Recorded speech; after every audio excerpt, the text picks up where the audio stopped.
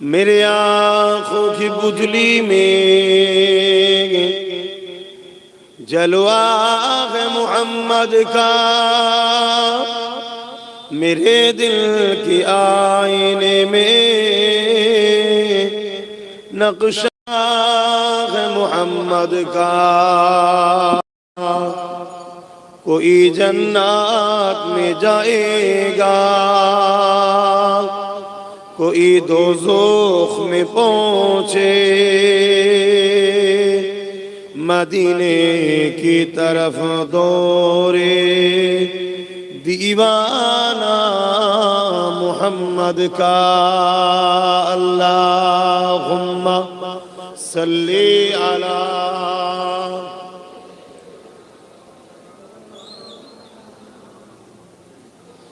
वला आले।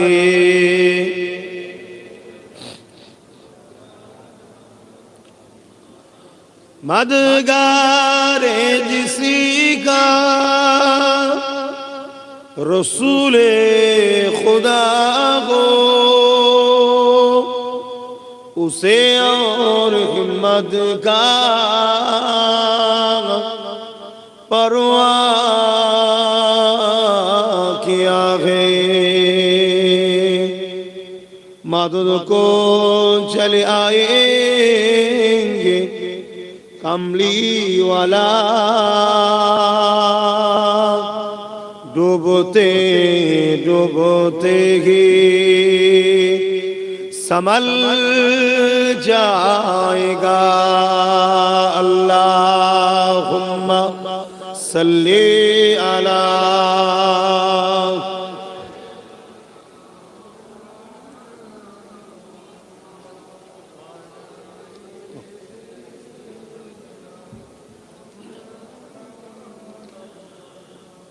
पैगम्बरों का रोज़ा दिखा दे खुदाया, दरे मोदद से मिला दे खुदाया। शराबे मुहब्बत पिला दे खुदाया। पैगम्बरों का रोज़ा दिखा दे खुदाया। अल्लाहुम्मा सल्ली अला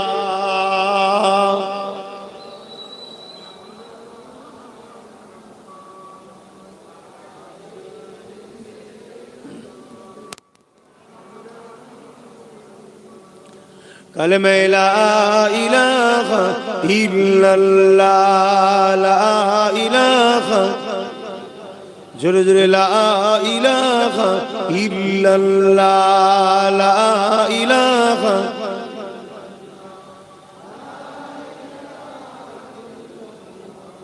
मुहम्मद। हस्बी रब्बी जल्लल्लाह माफी क़ल्बी खैरुल्लाह। हस्बी रब्बी जल्लल्लाह माफी क़ल्बी खैरुल्लाह।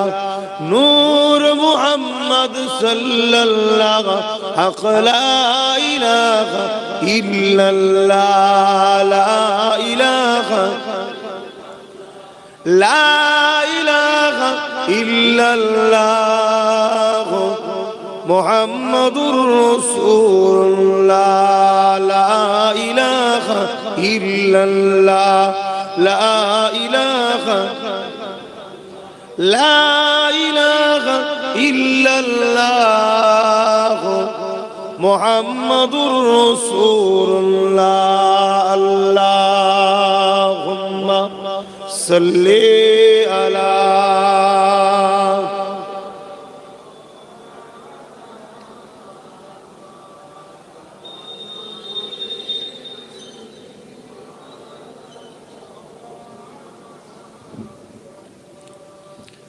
وقال الله تعالى في كلام المزيد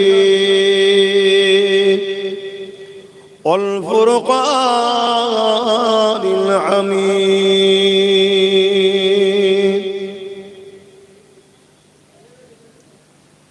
قل إن كنتم تحبون الله فاتبعوني يحببكم الله ويغفر لكم ذنوبكم والله غفور رحيم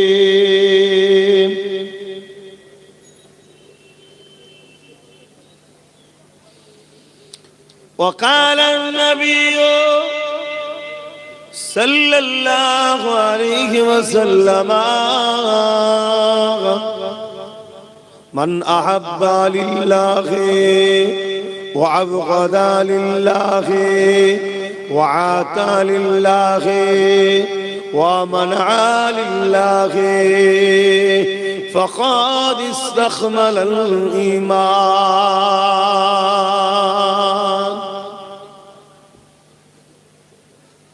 উপস্থিত আমার আব্বা জানেরা, আমার নওজোয়ান তরুণীরা, যুবকেরা, ছোট ছোট বাচ্চারা, উলামা হযরত, হাফিজে কোরআন, নামাজি, মুত্তাকি, পরহেজগার ইমাম সাহেবগণেরা, পর্দার আড়ালে দূর দূরান্তে অবস্থিত আমাদেরই সকলের মা ও বোনেরা, আল্লাহ দরবারে শুকরিয়া। আল্লাহ আজকের দিনে আমাদের ঘরে কোরআন সুন্নাহর মজলিস, দ্বীন ইসলামের আলোচনার মজলিসে আল্লাহ বসার তৌফিক দিয়েছে, বলি আলহামদুলিল্লাহ। হয়তো সেদিন বেশি দূর নয় যেদিন এই আলোচনার মাহফিল গুলোর উপরও পাবন্দি হবে। আজকে আল্লাহ করাচ্ছেন, আল্লাহ বসতে দিয়েছেন বড় সহজ ভাবে, তাই শুকরিয়া আরো একবার করে বলি আলহামদুলিল্লাহ। আমরা ইসলাম ধর্মের অনুসারী। ইসলাম সালাম থেকে এসেছে, যার বাংলা মানে হলো শান্তি। ইসলাম ইনসাফের নাম, ইসলাম ইনসানিয়াতের নাম, ইসলাম মানবতার নাম, ইসলাম প্রেমের নাম, ইসলাম ঐক্যের নাম, ইসলাম ভ্রাতৃত্বের নাম, ইসলাম ভালোবাসার নাম, ইসলাম ক্ষুধার্ত মানুষকে খানা খাওয়াবার নাম, ইসলাম বস্ত্রহীনকে বস্ত্র দিবার নাম, ইসলাম তাওহীদবাদ, এক আল্লাহ বিশ্বাসী নাম, ইসলাম রিসালাতকে মাননেওয়ালা। ইসলাম এটা যেমন আছে, অপর দিকে জুলুমকে খতম করার নাম ইসলাম, খুনিদেরকে খতম করার নাম ইসলাম, চরিত্রহীনদেরকে খতম করার নাম ইসলাম, মানবতার বিরুদ্ধে যারা, তাদের বিরুদ্ধে যুদ্ধ করার নাম ইসলাম, নারীদেরকে যারা শোষণ করে, তাদেরকে হত্যা করে, তাদেরকে মিটিয়ে দিবার নামও ইসলাম। কেন নারীর উপরে যে জুলুম করে, শোষণ করে, রেপ করে, তাদেরকে মৃত্যুদণ্ড দিবার নামও ইসলাম। জোরে বলুন সুবহানাল্লাহ। ইসলাম যেমন ন্যায় কাজের কথা বলেছে, অন্যায়কে মিটাবার কথাও বলেছে। কিন্তু যুগে যুগে ইসলাম মাননেওয়ালা যেমন রয়েছে, ইসলামকে না মানলেও শ্রদ্ধা করারও লোক আছে। আবার একদল সন্ত্রাস, আতঙ্কবাদ, সমাজ বিরোধী, নারীকে শোষণকারী, মানবরূপী পশুও রয়েছে যুগে যুগে, যারা ইসলামের বিরুদ্ধে কথা বলে এবং যে কথাটা যুক্তিসঙ্গত নয়, মিথ্যাচার। যদি সত্য কথা বলতো তাহলে ভিন্ন বিষয় ছিল। যুগে যুগেই আমরা দেখেছি, কখনো হিটলার, কখনো চিঙ্গিস খান, কখনো হালাকু খান, কখনো বুশ, এভাবে ইসলামকে বিরোধী করেছে। এর আগে আরো অনেকে করেছে। এবং ইসলামের বিরুদ্ধে আরেক শ্রেণীর লোক বিরোধী করে, যারা ধর্মের নামে ভণ্ডমির দোকান খোলে, তারাও ইসলামের বিরোধী করে। যারা ধর্মের নামে নারী দেহ শোষণ করে, তারাও ইসলামের বিরোধী করে। আরেক দল লোক ইসলামের বিরোধী করে, যারা হলো ইসলাম সম্বন্ধে জ্ঞান নেই, কিন্তু কেউ পিছন থেকে তাকে ভুল বুঝিয়ে হাওয়া দিয়েছে, সে ইসলামের বিরুদ্ধে বলা শুরু করেছে। এক কথাই ইসলামের পক্ষে যেমন আছে, ইসলামকে মিটাবার শক্তি কিন্তু যুগে যুগে অনেক বড় বড় ছিল, কিন্তু যেদিন আমাদের সংখ্যা কম ছিল, সেদিন কিন্তু আমরা প্রত্যেকবারই বিজয় হয়েছি। জোরে বলুন সুবহানাল্লাহ। আজ আমাদের সংখ্যা বেশি, কিন্তু আজ আমরা কিছুই করতে পারছি না। তাহলে এখানে জানতে হবে, ইসলাম মাননে ওয়ালাদের মধ্যেও সূরাতে সকলে মুসলমান হলো, অনেক মুনাফিক গাদ্দার আমাদের মধ্যে ঢুকে পড়েছে। তাই আমরা এত সংখ্যা হওয়ার পরও বিজয় লাভ করতে পারছি না। আর যেদিন আমাদের সংখ্যা কম ছিল, সেদিন কিন্তু আমরা বারবার বিজয় লাভ করেছি। আমরা দেখেছি আমেরিকা কোরআনকে ব্যান করতে গিয়েছিল, ইসলামকে মিটাতে গিয়েছিল। সেই আমেরিকাতে জর্জ ডব্লিউ বুশের কন্যাই ঈমানের কালেমা পড়ে মুসলমান হয়ে গেছে। জোরে বলুন সুবহানাল্লাহ। আমরা দেখেছি ফ্রান্সে কোরআনকে অবমাননা করছে, অথচ সেই ফ্রান্সের মানুষ দলে দলে ইসলাম কবুল করছে। আমরা দেখেছি ইংল্যান্ডে মসজিদের ভেতরে নামাজ পড়ছে, একদল সন্ত্রাস ঢুকে AK-47 দিয়ে 50-এর উপরে নামাজিকে গুলি করে হত্যা করেছে। আজকের দিনের খবর, সেই ইংল্যান্ড আজ ইসলাম প্রেমিক হয়ে যাচ্ছে। তাদের ঘরে ছেলে মেয়েরা মসজিদ কে লিয়ে আসছে, তারা জানতে চাইছে সত্যি কি মুসলমান আতঙ্কবাদ, সত্যি কি মুসলমান জঙ্গিবাদ। তারা এসে দেখছে যে না, মুসলমান তো সেই জাত যে জাত নিঃস্বার্থে গরিবের জন্য জান দিয়ে দিয়ে আসছে। জোরে বলুন সুবহানাল্লাহ। মুসলমান তো সেই জাত, ইসলাম তো সেই ধর্ম যে ধর্ম যুগে যুগে মায়ের ইজ্জতকে বাঁচাবার জন্য ধর্ষণকারীদেরকে কতল করছে, মৃত্যুদণ্ড দিচ্ছে।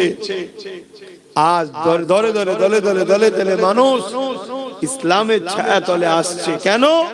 যে নারীর ইজ্জত বোঝে না, যে মায়ের জাতের সম্মান বোঝে না, সে সূরাতে সকলে মানুষ দেখছো, সে কিন্তু একটা হিংস্র নেকড়ে পশুর থেকেও খারাপ, তার বেঁচে থাকার অধিকার নাই। এর নাম ইসলাম। জোরে বলুন সুবহানাল্লাহ। এখন রিসেন্ট এই চরিত্রহীন গুণ আবার কোরআনের বিরুদ্ধে আন্দোলন শুরু করেছে, যে কোরআন হত্যা করার কথা বলে, কোরআন মেরে ফেলার কথা বলে। আরে কোরআন তোদের মতো চরিত্রহীন নারীদের উপরে যারা ধর্ষণ করে, যারা নারীদের উপরে জুলুম করে, তাদেরকে কোরআন মৃত্যুদণ্ডের কথা বলেছে। কথা মাথায় ঢুকছে কি? আপনারা চান তো নাকি যারা মায়ের জাতকে জুলুম করে, ধর্ষণ করে, তাদের মৃত্যুদণ্ড হওয়া দরকার আছে না? না। আর যারা নারী দেহ নিয়ে শোষণ করে, খেলা করে, কিছুদিন আগে আমার ভারতীয় এক বাবা বক্তব্য দিচ্ছিল, দেখেছেন যে নারী তো মজা করার জিনিস, খেলা করার জিনিস। এই সকল ভণ্ড যারা আছে, এরা চায় ইসলাম না থাকুক, এরা চায় কোরআন যেন বন্ধ হয়ে যায়। কেন? কোরআনের আইন যদি লোক জেনে যায়, তাহলে ধর্ষণকারীদের পিঠের চামড়া থাকবে না। কথা মাথায় ঢুকছে তো নাকি? হ্যাঁ। তো যাই হোক, আমি বলতে চাইছি এটাই, যুগে যুগে ইসলামের বিরুদ্ধে একদল অশুভ শক্তি মাথাচাড়া দিয়েছে, কিন্তু আজকেও মাথাচাড়া দিচ্ছে। সমস্যা একটা জায়গায়, যেদিন সংখ্যা কম ছিল, সেদিন মাথা যারা চাড়া দিয়েছে, তাদেরকে মাথা ট্রিটমেন্ট ভালো তারে করে দিয়েছে। আর আজকে এত থাকার পরও মিথ্যাচাররা মাথা ছাড়া দিয়ে কোরআন বিরুদ্ধে এত বড়, দ্বীনের বিরুদ্ধে এত বড় ষড়যন্ত্র চলছে, কিন্তু আমরা কিছু করতে পারছি না। এর কারণটা কি? প্রথম কারণ হচ্ছে আমাদের ঈমান দুর্বল হয়েছে। আমাদের ঈমান দুর্বল হয়েছে। দ্বিতীয় নম্বর কারণ, আমাদের মধ্যে মুনাফিক গাদ্দার ঢুকে গেছে। ইসলাম কখনো কোনো ধর্মের উপরে আঘাত দেয়নি, কখনো আমার রাসূল পাক সাল্লাল্লাহু আলাইহি ওয়াসাল্লাম কোন ধর্মের বিরুদ্ধে লড়াই করেন। আমার নবী যতবার লড়াই করেছে জালিমদের বিরুদ্ধে লড়াই করেছে। আপনারা কি জালিমদের পক্ষে নাকি? কথা বলুন। আমার নবী যতবার লড়াই করেছে এতিম, গরিব, অসহায়, বিধবা, নারী, পুরুষ, মুসলিম যারা, তাদের পক্ষে দাঁড়িয়ে জালিমদের বিরুদ্ধে আমার রাসূল লড়াই করেছে। জালিমদের বিরুদ্ধে লড়াইয়ের দরকার আছে না? না। এবার জালিমরা যদি আন্দোলন শুরু করে মুহাম্মদ রাসূলের দ্বীন চলবে না, চলবে না। কেন? জালিমদের বড় ভয় হচ্ছে আজও যদি মুসলমান সেই ঐক্য একতার মধ্যে এসে যায়, তাহলে আমাদের জুলুমের সাম্রাজ্য মিটে যাবে। যেমন ফেরাউনের মিটেছিল, এজিদের মিটেছিল, সাদ্দাদের মিটেছিল, আজকে হিটলারের মিটেছিল, চিঙ্গিস খান, হালাকু খানের মিটেছে। এরা আজও আতঙ্কে আছে। এই আতঙ্কে এরা কোরআন নিয়ে, ইসলাম নিয়ে নানা রকম মিথ্যাচার করছে। কখনো আমার 5 মিনিটের আজানের বিরোধী করেছে না করেন? আমরা কি করেছি? হই হই হই হই করে 15-20 দিন চিল্লে আবার ঘুমিয়ে পড়ি। যে আজানের বিরোধী করলো সে নিজে আরো ফেমাস হয়ে গেল। কেন? তারা তো দেখছে আমার তো কিছু ঝুলিতে নেই, যার পক্ষে গেলে আমি ফেমাস হব। চলো মুসলমানদের আজানের বিরোধী করি, ও তো আমি ফেমাস হয়ে যাব। বলুন আলহামদুলিল্লাহ। আমার আজান কত নিয়ামত দেখুন। পক্ষে থাকলে তো ফেমাস হয়, বিরোধী করলেও দুনিয়া থেকে চিনে লাই, তবে একটু শয়তান হিসাবে চেনে, কিন্তু চেনে। তারপরে কিছুদিন পরে দেখুন আমার হিজাবের বিরোধী হলো, 3 তালাকের বিরোধী হলো। তারপরে তালাক নিয়ে কত মিথ্যাচার, কত অপব্যাখ্যা। মূর্খগুলো যারা স্কুলে ঠিকভাবে পা দেয় না, তারা তালাক নিয়ে নানা রকম ব্যাখ্যা করছে। তারপরে দেখুন হিজাব পরে স্কুলে গেলে তার উপরে বাধা, একটার পর একটা। তারপরে দেখুন হঠাৎ করে ওয়াকফ কালা কানুন তৈরি হয়ে গেল। তারপরে দেখুন সরকারি পদে বসে রাজ্য সরকার বলছে কোরআন শেষ হয়ে যাবে, আর উন্নতি শেষ হবে না, কোরআনের বিরুদ্ধে বলল। তারপরে দেখুন বোল্ডুজার দিয়ে মাদ্রাসা ভাঙছে, মসজিদ ভাঙছে, ঈদগাহ ভাঙছে। তারপরে দেখুন বলছে রাস্তার পথচারী কুকুরের বাচ্চাকে মিড ডে মিল দেবো, তো মাদ্রাসার বাচ্চাদের মিড ডে মিল দেবো না। আমরা কি করছি? আমরা যখনই একটা কিছু হয় অমনি রাস্তায় নেমে পড়ি, মানছি না, মানবো না, ক্ষমা চাইতে হবে, ফাঁসি দিতেই হবে।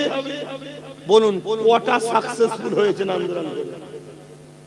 একটা কোনো বিচার হয়েছে? হ্যাঁ কি না বলে? আচ্ছা। তারপরে হঠাৎ করে দেখুন আমার বাংলাতে ভাটপাড়ার অর্জুন সিং বলছে ইসলামে নাকি রেপ করা ভালো কাজ, খারাপ না। কি হলো? অনেক থানায় কেস হলো,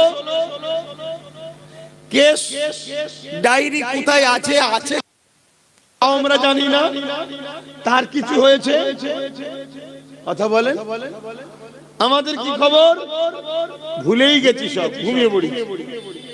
আবার হঠাৎ করে বিজেপির আরেক নেতা, আরেক জাহেল বেরিয়েছে, মানবরূপী পশু। সে বলছে কোরআনে একটা আয়াত আছে যে আয়াতের আগে কিছু কোনো কথা না জেনে না বুঝে কোরআন লে নানা রকম মিথ্যাচার পুড়িয়ে দেওয়া, আরো নোংরা নোংরা কথা যেগুলো আমি বুঝে বলতে পারছি না, আপনারা সবাই দেখেছেন। কি হবে?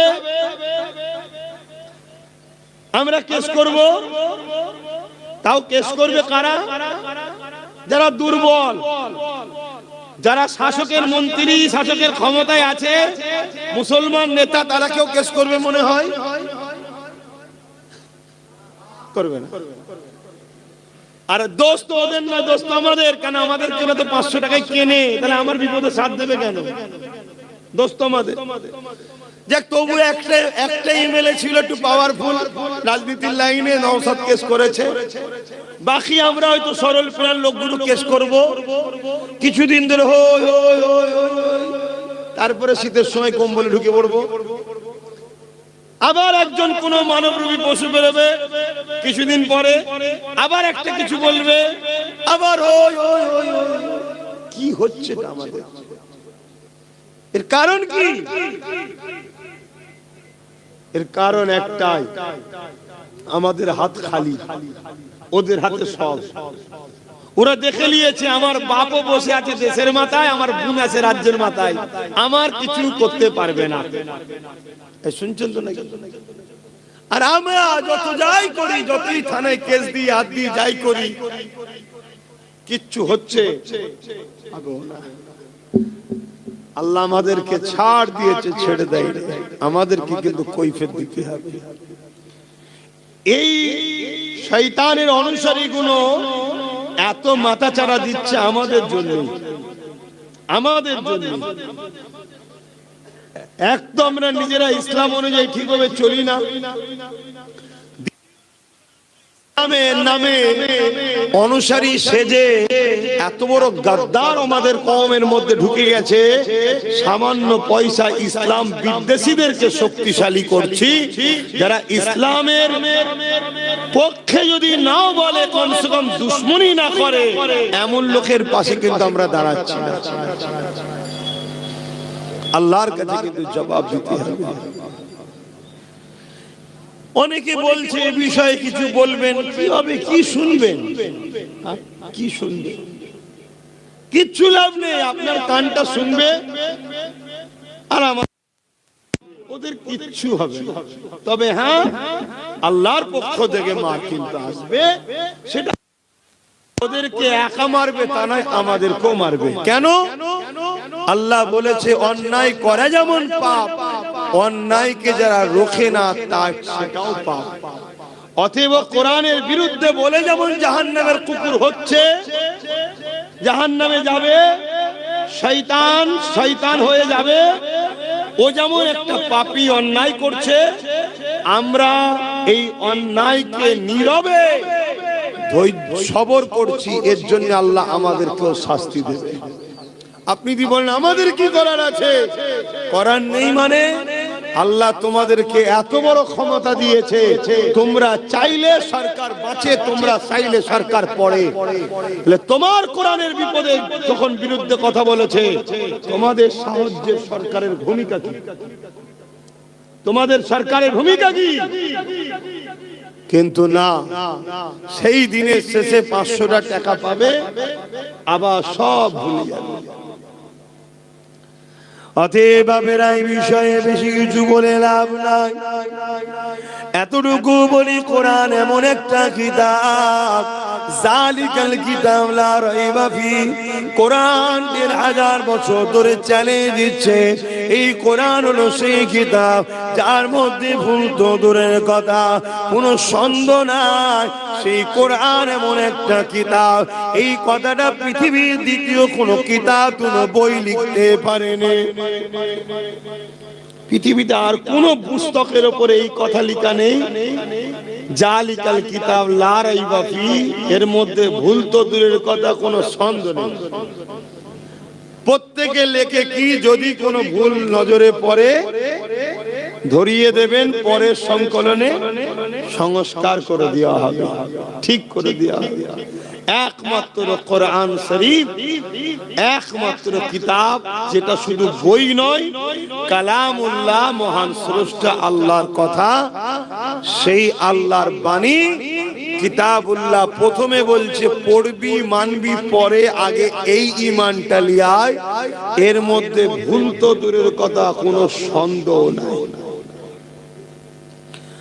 ১৫০০ বছর ধরে কোরআন শরীফ মক্কার মুশরিক জালিমরা যখন বলেছিল এই কোরআন তো মানুষের রচনা, মানুষ লিখেছে, ওই সময় আল্লাহ পাক বলেছিলেন তোমাদের যদি সন্দেহ হয় কোরআনের উপরে, তাহলে পুরো কোরআনের নাই একটা কোরআন লিখে তোমরা তো দেখাতে পারবে না।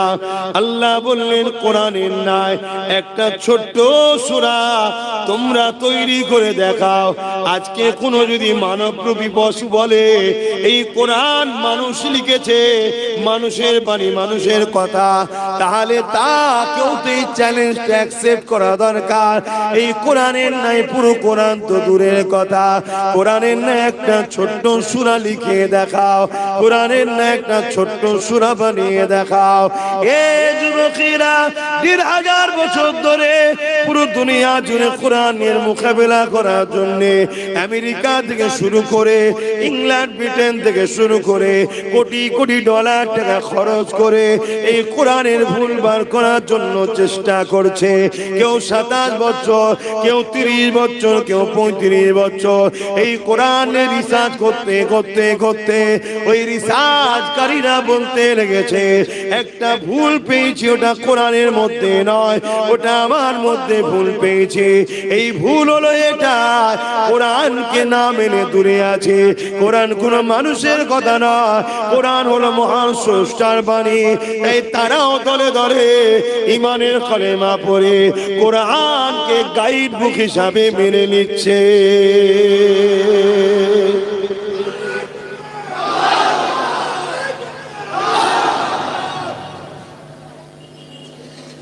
আজকে কোরআনের মধ্যে কেউ যদি বলে যে একটা ভুল আছে, হিংসা ছড়ায়, তোদেরই তো সরকার, প্রধানমন্ত্রী তো তোদের, স্বরাষ্ট্রমন্ত্রী তো তোদের, কোরআনের আয়াতটার বিরুদ্ধে সুপ্রিম কোর্টে কেস কর, আর তোরাই তো আমেরিকাকে আব্বাজান বলে মানিস। আমেরিকা যখন রাষ্ট্রসংঘের মাথায় বসে আছে, দরকার রাষ্ট্রসংঘকেও বল বলে কোরআনের ওই আয়াতটার বিরুদ্ধে মামলা করে এটাকে শুনছেন তো নাকি? কিন্তু এরা এই ডিবেটে যাবে না। কেন জানে? এই ডিবেটে গেলে একটাই প্রমাণ হবে, কোরআন যে সত্য সেটা রাষ্ট্রসংঘ বলতেও বাধ্য হবে, আমাদের সুপ্রিম কোর্টও বাধ্য হবে। তখন দেখা যাবে এই খবর পুরো দুনিয়াতে ছড়িয়ে যাচ্ছে, হিতে বিপরীত হয়ে যাবে, লোক কোরআনের প্রেমিক হয়ে যাবে। জোরে বলুন সুবহানাল্লাহ। এই ডিবেটে যাবে না। গায়ে জোর আছে, মিডিয়ার সামনে ভক ভক ভক ভক ভক ভক করে পাগলের মতো বলে ফেললো। কিন্তু দুঃখের বিষয়, এই পাগলগুলো পাগলামি করার সাহস পাচ্ছে। আমি আবার বলছি আমাদের দোষে, এর জন্য দোষী আমরা। আজকে যে কোরআন অপমান হচ্ছে এর জন্য সম্পূর্ণ দোষী মুসলিম উম্মাহ আমরা। আল্লাহ আমাদেরকে যে কাজে পাঠিয়েছে সে কাজ না করে আমরা দুনিয়াদার নেতাদের চাটুকারি করে পা চেটে বেড়াচ্ছি। আল্লাহ আমাদেরকে পাঠিয়েছে এই জমিনের উপরে প্রতিনিধিত্ব করার জন্য। আল্লাহ এই জমিনে আমাদেরকে খলিফা করে পাঠিয়েছে, এই জমিনের অন্যায়কে মিটাবার জন্য পাঠিয়েছে। এই জমিনের উপরে দুর্নীতি, চুরি, ডাকাতি, খুন, রেপ, নেশা, ক্ষতিগ্রস্ত জিনিসগুলোকে বন্ধ করে এই জমিনকে সাম্য, শান্তি, ন্যায়, সত্য, ইনসাফ, ইনসানিয়াত প্রতিষ্ঠিত করার জন্য আল্লাহ আমাদেরকে এই জমিনে পাঠিয়েছে। আমরা সে কাজ করিনি। কোরআন তার গাওয়া দিচ্ছে, কুনতুম খায়রা উম্মাতিন উখরিজাত লিন-নাস তা'মুরুনা বিল মা'রুফ ওয়া তানহাউনা আনিল মুনকার। আল্লাহ আমাদেরকে দুটো কাজ দিয়েছে, অন্যায় করো না, অন্যায়কে মিটাও, নাই করো, নাইকে প্রতিষ্ঠিত করো, এই দুটো কাজ আল্লাহ আমাদের দিয়েছে, আমরা করিনি। এই জন্য আজকে এত সমস্যা। যতদিন এই দুনিয়া জমিনে সাহাবা হুজুরদের থেকে নিয়ে ইমাম মুস্তাহিদ ফুকা থেকে নিয়ে এই জমিনের উপরে মানবতার পক্ষে, ইনসাফের পক্ষে, ইনসানিয়াতের পক্ষে, গরিব দুঃখীদের পক্ষে, এতিমদের পক্ষে, বিধবাদের পক্ষে এ নওজওয়ানেরা আমরা লড়াই করেছি। ততদিন এই জমিনের উপরে আল্লাহ আমাদেরকে ইজ্জতওয়ালা করে রেখেছিল, এই জমিনের উপরে আল্লাহ আমাদেরকে শানওয়ালা করে রেখেছিল, এই জমিনের উপরে আল্লাহ প্রতিনিধিত্ব আমাদেরকে দিয়েছিল। কিন্তু যেদিন থেকে আমরা কোরআনের বিরুদ্ধে চলে গিয়ে আমরাই বেইনসাফি করছি, আমরাই জালিমের দলে মিশে গেছি, আমরাই শারাফির দলে মিশে গেছি, আমরাই চরিত্রহীনদের সঙ্গে দল করছি, সেই দিন থেকে আল্লাহ ওই জালিম চরিত্রহীন সমাজ বিরোধী নারীদের শোষণকারীদের আল্লাহ পাক আমাদেরকে তাদের পায়ে জুতো বানিয়ে দিয়েছে। দেখো আমাদের অবস্থা কোথায় এখন। কি ওয়াজ শুনছেন তোমরা? ঘুমিয়ে পড়লেন না? অসুবিধা হচ্ছে? তাহলে ভুলের মাসুল দেখুন আমাদের অবস্থা কি বলে। যাদের হয়ে চাটুকারিতা করছি তারাই আমাদের মসজিদের দুশমন, যাদের হয়ে বুথ দখল করেছি তারাই আমার অখাবের দুশমনদের সাথে হাত মিলিয়ে দিল। কি কথা মিলছে তো নাকি? যাদের হয়ে ভাই ভাই মারপিট করেছি, নিজের কওমের মেয়ের নামে, বেটির নামে, মায়ের নামে মিথ্যাচার ছড়িয়েছি, নিজের কওমের ভাইয়ের ঘর ভেঙেছি, নিজের কওমের ভাইয়ের দোকানকে নষ্ট করেছি, যে বেঈমান মুশরিকগুলোর জন্য আজকে দেখুন তারাই আমাদের দুশমন হয়ে দাঁড়িয়ে গেছে। আমরা জলসা করতে গেলে তারা বলে হবে না, আমরা আমার গ্রামে আমার পয়সায় কাজ করব বলবে হবে না, আমি আমার জায়গায় মসজিদকে বড় করব বলবে হবে না, আমি আমার পয়সায় মাদ্রাসা করব বলবে হবে না, আমি আমার পয়সায় দিন করব তাও বলবে হবে না। তোদের কমিটি কমিটির ছেলে কমিটি এই লোকটা উঠলো কি করে? এবার বয়স্ক মানুষ, আমি কিছু বলবো এখানে এতগুলো ক্যামেরা হচ্ছে, ওগুলো দেখে তো হুজুরের ছেলে অপমান করছে। আরে আল্লাহ ও রসুলের কথার বীজখানে কারো কথা চলে না? কথা মাথায় ঢুকছে না? ঢুকে না তো ও সাদা মাটা লোক নাই বেচারি বোঝে না। তোমাদের তো কমিটির মানুষই তো খেয়াল রাখা দরকার। ও ঘন ঘন আসা হয়ে গেছে না? ঠিক আছে, সামনে বছর যেও, সামনে বছরে তোমাদের তো খেয়াল রাখা দরকার। এই তাতগুলো সব ক্যামেরা রেডি বসে, এইটা তো কেউ কেটে ছাড়বে। এই দেখো তোমাদের পীর আওলাদের মনে কত অহংকার, কত মিজাজ। দেখো এটা অহংকার মিজাজের ব্যাপার নয়। আল্লাহ ও রসুলের কথার বীজখানে অন্য কেউ এলে, বাপ মা এলেও তার কথা চলে না। কথা বুঝে আসছে না? সেই জ্ঞান বিবেক বুদ্ধি তোমাদের নেই। এইটা তো কমিটিকে খেয়াল রাখতে। কি কথা বলছিলাম ভুলে গেল? বলেন কি কথা বলছিলাম?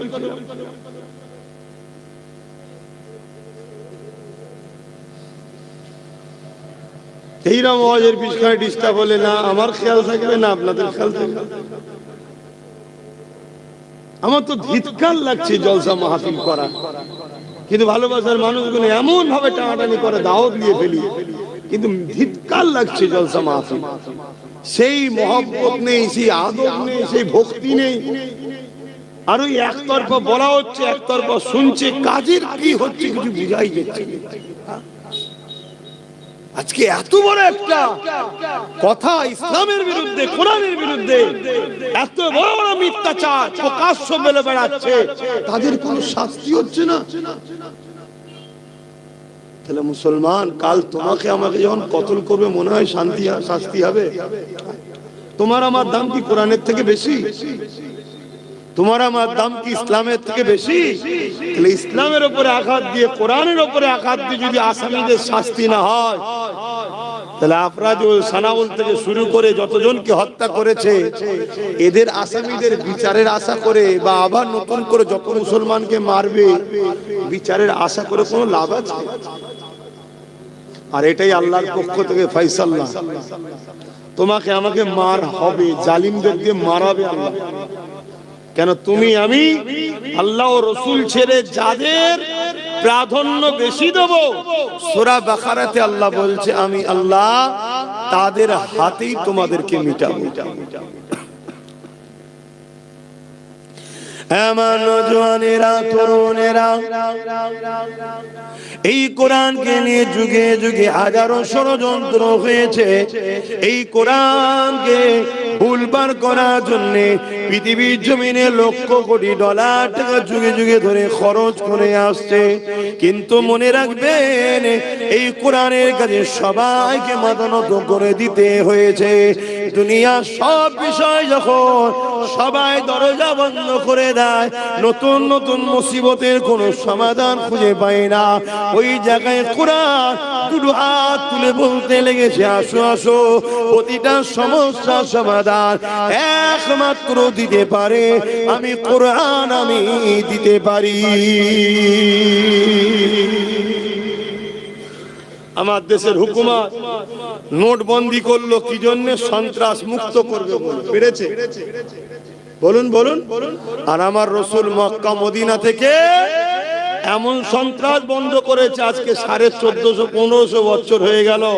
মক্কা মদিনায় সন্ত্রাস তো দূরের কথা, আপনি যদি 1 কিলো সোনার একটা বাক্স বিস্কুট ওপেন যদি রাস্তায় ফেলেও রাখেন, 1 মাস পরেও যদি যান ওটাকে পাবেন। এ শুনছেন তো নাকি? এটা কোরআন দ্বারা সমাধান হয়েছে। আজকে যারা কোরআনের বিরোধী করছে তাদের রাজত্বকালীন রেপ যেন পুরি মুরগির মতো হচ্ছে, প্রতিনিয়ত কন্টিনিউ রেপ হচ্ছে। অথচ কোরআন 1500 বছর আগে যে রাজ শিখিয়ে দিয়ে গেছে, সেই মক্কা মদিনাতে রেপ তো দূরের কথা, কোন নারীর দিকে কেউ বুড়াই নজরে তাকানো, ইফটিজিং করার এখনো পর্যন্ত কেউ সাহস পায়নি। বলুন সুবহানাল্লাহ। এটা কোরআনের মুজিজা। শুনছে এরা আবার কোরআনের সমালোচনা করছে। বাপেরা, নওজওয়ান, তরুণেরা, এ নবী পাকের প্রেমিকেরা, কোরআন শরীফকে যারা মুহাব্বত করে, ভালোবাসে, প্যার করে, কোরআনের পক্ষে যারা দাঁড়াবে, কিয়ামতের দিনে আল্লাহ পাক কোরআনকে সুন্দর করে সাজিয়ে দেবে, যেটা লৌহে মাহফুজে রয়েছে। ওই কোরআন কিয়ামতের দিনে আল্লাহ পাকের আরশে আজিমের নিচে এমন করে হাঁটাহাঁটি করতে থাকবে, আল্লাহ পাক তাকে কুদরতি ক্ষমতা দেবে। ওই সময় সে কোরআন আল্লাহ বলবে, আমার কালামুল্লাহ, আপনি কি আমার কাছে আজকে কিছু চান? ওই সময় কোরআন বলতে লাগবে, ও রব্বি আল্লাহ পাক, দুনিয়ায় যারা আমাকে সিনার মধ্যে রেখেছিল, মুহাব্বত করেছিল, পড়েছিল, চুমা দিয়েছিল, আদর করেছিল, আজকের কঠিন দিনেতে আমি আল্লাহ আপনার কাছে তাদের জন্য শাফাতের আশা করি। আল্লাহ নবী জানিয়ে দিলে ওই কিয়ামতের দিনে কোরআনের প্রেমিকদের ঘরে আল্লাহ কোরআনের ওসিলায় নাজাত দিয়ে দেবে। আরো জোরে বলুন সুবহানাল্লাহ।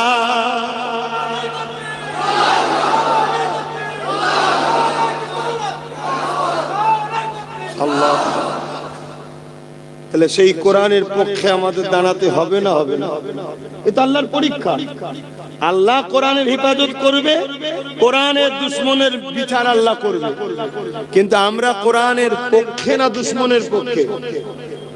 কোরআনের যদি পক্ষে হও, তাহলে প্রত্যেকটা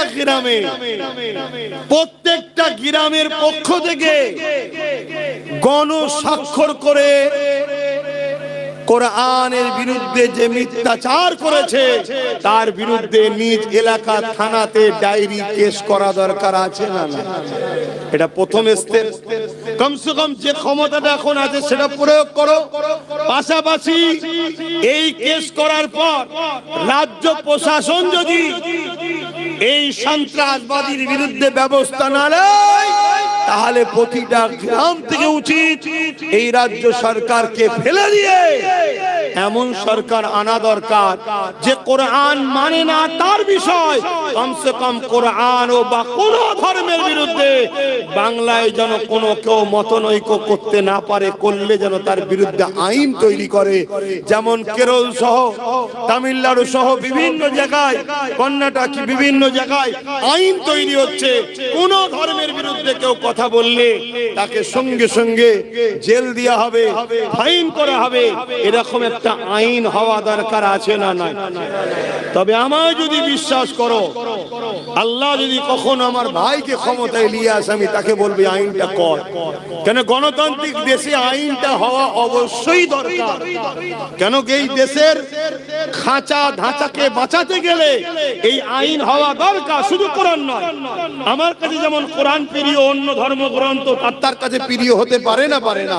তাই কারো বিরুদ্ধে কোন ধর্মগ্রন্থের বিরুদ্ধে কেউ বললে, কোন ধর্মগুরুর বিরুদ্ধে কেউ বললে, তার বিরুদ্ধে আইনত ব্যবস্থা মামলা হওয়া দরকার। সংবিধানে আছে, কিন্তু সরকার লাগু করছে না। কেন সরকারও ভেতরে ভেতরে কোরআনের বিরুদ্ধে। কেন সরকারও বলেছিল কোরআন মিটে যাবে, আমার উন্নয়ন মিটবে না। তাহলে যদি আমরা কোরআনের পক্ষে হই, তাহলে এই দুটো প্রমাণ আমাদেরকে দেয়া দরকার আছে না না? প্রথম কথা, প্রত্যেকটা গ্রামবাসী, গ্রামের মানুষ বসে হেডিং তৈরি করে, যে থানার অধ্যুষিত এলাকায় আপনারা আছেন, এবং গণস্বাক্ষর হাজার হাজার মা বোনেদের স্বাক্ষর করে জমা দেন, জমা দেন। এবং তাতে লেখা থাকবে অবিলম্বে যদি রাজ্য সরকার উপযুক্ত ব্যবস্থা না নেয়, তাহলে আমরা আগামী দিন ব্যবস্থা নিতে বাধ্য হব। কথা বুঝে আসছে? এভাবে যদি বাংলার প্রত্যেকটা গ্রাম থেকে জমা পড়ে, এখানে দুটো দেখার বিষয় আছে। একটা হলো আমরা এত সংখ্যা হওয়ার পরও আইন আমাদের হাতে না থাকার দরুন সংখ্যাতে কোনো পাওয়ার আছে না নেই, এটাও বোঝা যাবে। দ্বিতীয় নম্বর কথা, তোমার চাপে পড়ে হলো, ইচ্ছা না থাকলেও তোমার চাপেতে কোরআনের দুশমনকে তুমি যদি জেল ঢুকাতে পারো, হতে পারে আল্লাহ তোমাকে গণতান্ত্রিক দেশে এটাই আর নাজাতের ওসিলা করতে পারে। জোরে বলুন সুবহানাল্লাহ। কেন এটা সর্বধর্মের দেশ। এখানে আমরা সংবিধান বিরোধী কোনো কাজ করতে তো পারি না, ঠিক না? কেন এটা আমার ইসলাম ইজাজত দেয় না যে দেশকে ভালোবাসবো, সেই দেশের আইনকে মান্যতা দিতে হবে। এটাকে মাথায় রাখা দরকার আছে। কিন্তু এটা না করে অনেক ছেলে আবার আছে, এটাকে নিয়ে দোষ করেছে একজন, আর এমন কোন কাজ করবে, সাজা ভোগ করবে নিরীহ লোক, ওটাও কিন্তু কোরআনের পক্ষে দাঁড়িয়ে কোরআনের বিরোধী করা হয়ে গেল। কারণ আল্লাহ পাকের কোরআন বলেছে, কেউ যদি একটা নির্দোষ মানুষের উপরে জুলুম করে, হত্যা করে, সে যেন পুরো মনুষ্য জাতিকে হত্যা করে দিল। আল্লাহ নবী কোরআন, আল্লাহ পাকের কোরআন আরো জানিয়েছে, কেউ যদি একটা মানুষকে সাহায্য করে, একটা মানুষের বিপদে সাথ দেয়, সে পুরো মানুষ জাতিকে বিপদ মুক্ত করে দিল। তাহলে সেই কোরআন কখনো হিংসা ছড়াতে পারে? তাহলে উদ্দেশ্য কিছু আছে না নাই? একটা চুক্তি হয়েছিল মক্কার মুসলমানদের সাথে, মক্কার মুশরিক জালিম অত্যাচারী শাসকদের সাথে। এটা যুদ্ধের চুক্তি, মনে রাখবেন। চুক্তি হয়েছিল। কি চুক্তি? শান্তি চুক্তি। সেই চুক্তিকে, অনেক বড় কথা, সেই চুক্তিকে যখন মক্কার ওই জালিম মুশরিক অত্যাচারী শাসক আবু জেল, উতবা, সাইবা, আবু লাহাব বাহিনীরা ভঙ্গ করে, যখন সেই চুক্তিকে ভঙ্গ করে মুসলমানদের হত্যা করে, জুলুম করে, অত্যাচার করে, তখন আল্লাহ পাক বললেন, তারা যখন শান্তি চুক্তি ভঙ্গ করে তোমার ভাইদের ঘরে মুসলমানদের উপরে, নিরীহ মানুষের উপরে জুলুম অত্যাচার করছে, এই যারা করছে এদের বিরুদ্ধে তোমাদেরকে লড়াই করার ইজাজত দিলাম। যেখানে পাবে তাদেরকে বন্দী করো, তাদেরকে কতল করো, কারণ এরা সমাজে শান্তি বিগ্রহ করছে। শুনছেন তো নাকি? এদের মধ্যে থেকে যারা এই জুলুম করেনি বা জুলুম করেও ফেলেছে, যদি ক্ষমা চেয়ে এলাই, আল্লাহর কোরআন তার পরের আয়াতে বলছে তাদেরকে তোমরা ক্ষমা করো এবং নিরাপদ জায়গায় তাদেরকে থাকতে দাও। বলুন সুবহানাল্লাহ। ধরুন আমাদের দেশে একটা চুক্তি হয়েছে, একটা ইন্ডিয়া, ভারত, একটা পাকিস্তান ভাগ হয়েছে, চুক্তি হয়ে গেছে, এদিকটা তোর এদিকটা আমার। কিন্তু দেখা যাচ্ছে এই চুক্তিকে ভঙ্গ করে পাকিস্তান যদি আগ বেরিয়ে এসে আমার দেশের উপরে জুলুম করে, অত্যাচার করে, দেশবাসীকে বোম মারে, গুলি করে, শান্তিকে নষ্ট করে, চুক্তিকে ভঙ্গ করে, আমার দেশের আইন ব্যবস্থা বা আমার দেশ তখন কি বলবে? যেখানে পাবে পাকিস্তানিদেরকে মারো। কি বলা দরকার আছে? কেন? তারা চুক্তি ভঙ্গ করেছে, আইন অমান্য করেছে, একটা সিস্টেমকে ব্রেক করে সমাজে সন্ত্রাসী শুরু করেছে, খুন শুরু করেছে, নারীদের উপর অত্যাচার শুরু করেছে। অতএব এদেরকে শাস্তির দরকার আছে না? সেই রকম একটা সিস্টেম মক্কার তৎকালীন সময় যারা শাসক ছিল, আবু জেহেল, উতবা, সাইবা, আবু লাহাব, এরা বড় বড় ক্ষমতাশালী, সমাজ বিরোধী, চরিত্রহীন ছিল। এরা মক্কা মদিনার উপরে, সাহাবা হুজুরদের উপরে বড় জুলুম অত্যাচার করেছে। তার জন্য একটা চুক্তি হয়েছিল, সন্ধি হয়েছিল।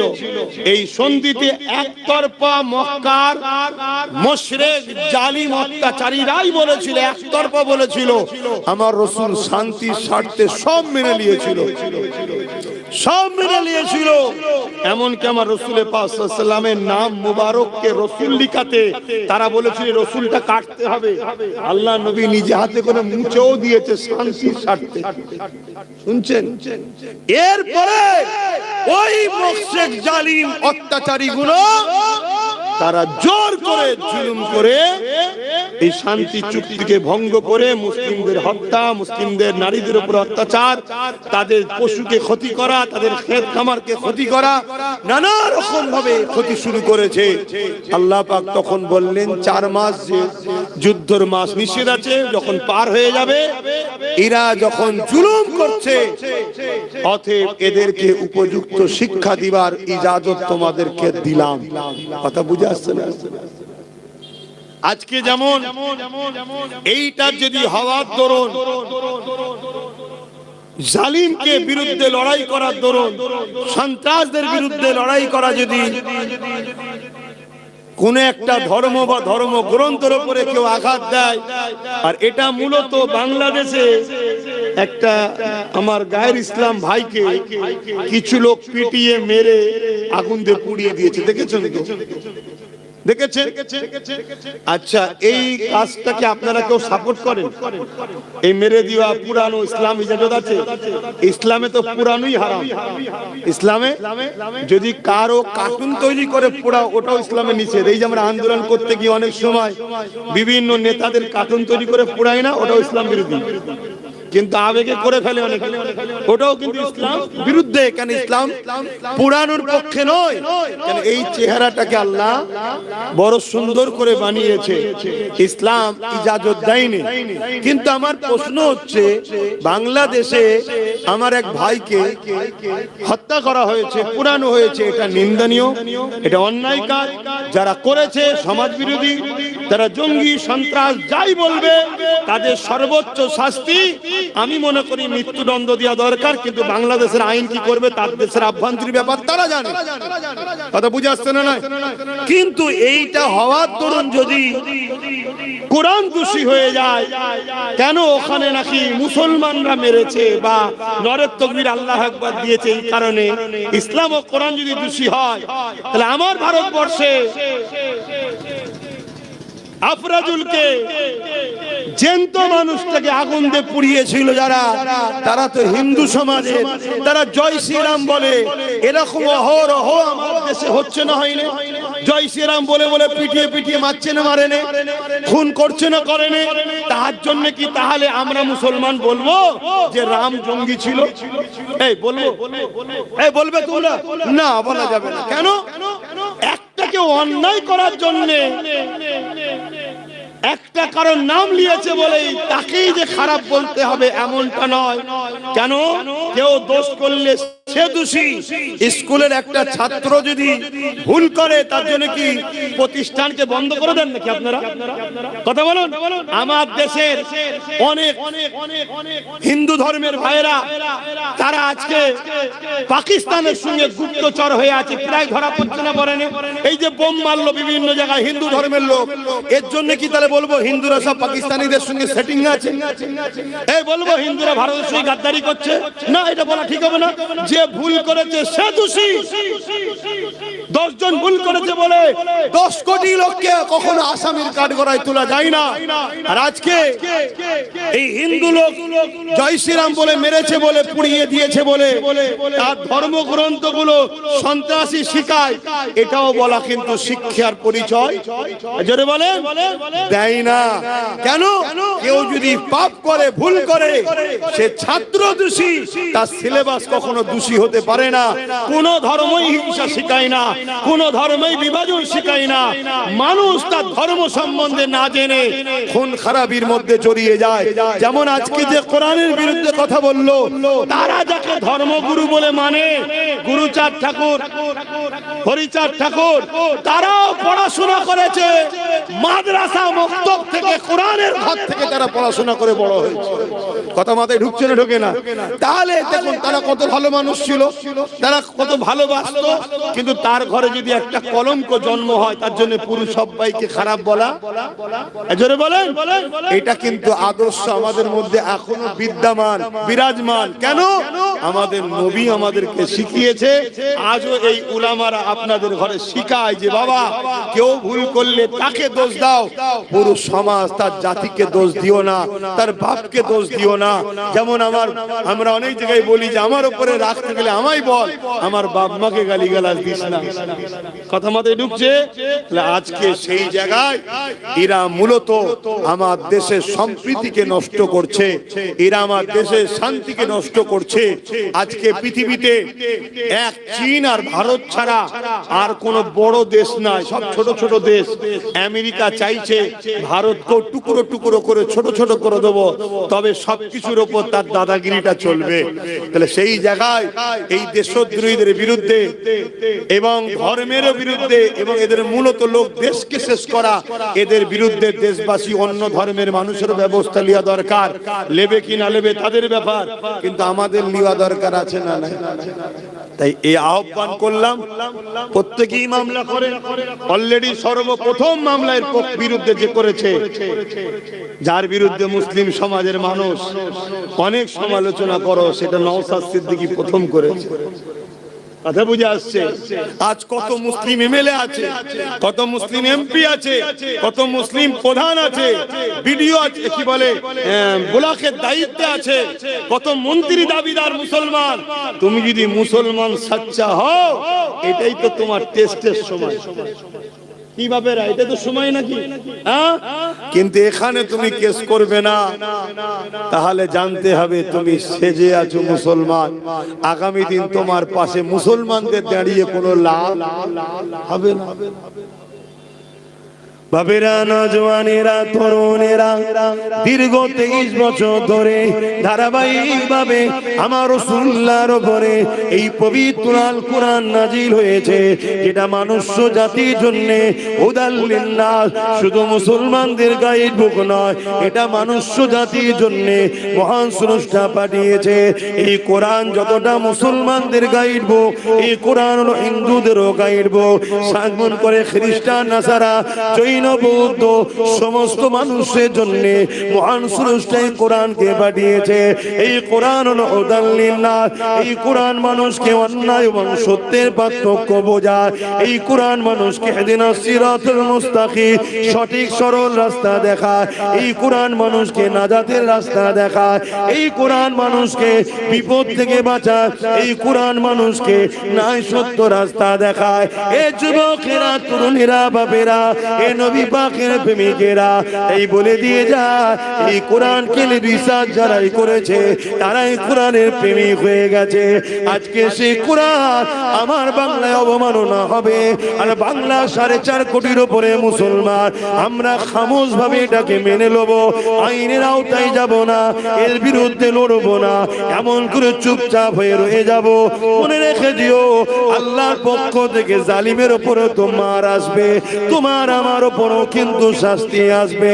এই মনে রেখে দিও, যে সরকার বলেছিল বিজেপির হাত থেকে বাঁচার জন্য আমাকে সাপোর্ট করো, আজ যখন বিজেপির কোন নেতা ইসলামের উপরে আঘাত দেয়, কোরআনের উপরে মিথ্যাচার করে, তোমার আমার উচিত তো সেই সরকারকে চাপ দেওয়া, অবিলম্বে তুমি একে বন্দী করো, যদি না বন্দী করো দ্বিতীয়বার আর তোমার কথাকে গুরুত্ব দেবো না। ঠিক তো নাকি? এটাই তো সুযোগ। কিন্তু মনে হয় তোমাদের সাথ দেবে, হ্যাঁ?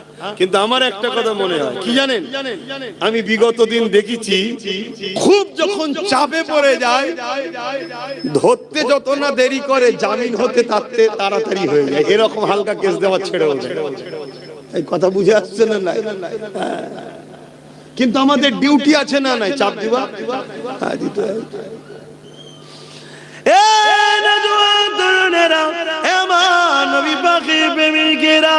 এই দুনিয়ার উপরে আজ আমরা সহজে মসজিদ পেয়েছি, সহজে মাদ্রাসা পেয়েছি, সহজে দ্বীন ইসলাম পেয়েছি, সহজে কোরআন পেয়ে গেছে। তাই আজকে আমাদের কোরআনের উপরে, দ্বীন ইসলামের উপরে, এমন করে মসজিদ মাদ্রাসার উপরে আমাদের অত না দরদ নাই। এই মুসলমানের ঘরে ছেলেরা যেভাবে বেঈমান নেতাদের জন্য লড়াই করছে, যেভাবে বেঈমান নেতাদের পিছনে সময় দিচ্ছে, তার থেকে যদি 1% এই মুসলমানের ঘরের ছেলে আল্লাহর ঘরে সময় দিত, দ্বীনের জন্য সময় দিত, কোরআনের প্রেমে সময় দিত, রাসূলুল্লাহ জিন্দেগি জীবন নিলে সময় দিত, মনে রেখে দেখ এই মুসলমান ঘরের ছেলেরে আল্লাহ তোমাকে দুনিয়া তো শানওয়ালা করে দিত, আখিরাত আল্লাহ তোমার জন্য জান্নাত নসিব করে দিত। আর নবী ছেড়ে দিয়ে, আল্লাহ ছেড়ে দিয়ে, কোরআন ছেড়ে দিয়ে, দ্বীন ছেড়ে দিয়ে যাদের পিছনে ঘুরে বেড়াচ্ছ, তারা তোমাদেরকে চুষে চুষে চুষে তোমাদেরকে বঞ্চিত করতে করতে করতে এমন জায়গায় চলে গেছো, কেউ যদি মুসলমানকে আজকে দিনে কতল করে, কালকে তাকে জামিন করিয়ে ফুলের মালা পরানো হবে। দেখলেন না কিছুদিন আগে